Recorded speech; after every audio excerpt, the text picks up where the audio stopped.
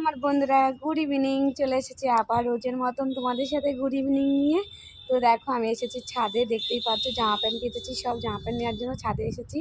তো ভাবলাম যে ছাদে যতক্ষণ এসেছি তাহলে আমার বন্ধুদের সাথে একটু ছাদে এসে গুড ইভিনিংটা জানিয়ে দিই। আর সত্যি কথা কী বলতো, অনেক দিন পরে কিন্তু আজকে এসেছি ছাদে, আমি একদম অনেক দিন পরে আজকে ছাদে এসেছি।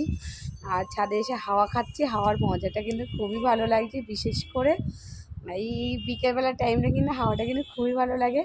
তো তোমরা কারা কারা আছো এরকম ছাদে আসছো আর ছাদে এসে আনন্দ করছো, হাওয়াটা খুব খুব ভালোবাসছো। বিশেষ করে এই গরমকালে কিন্তু হাওয়াটার জন্য কিন্তু খুবই দরকার। তো আমি এই যে চলে এসেছি ছাদে। আর সত্যি কথা বলতে কী বলতো, ছাদে এসে আমার খুবই ভালো লাগছে, আমার দারুণ লাগছে। আর শান্তি শান্তি শান্তি।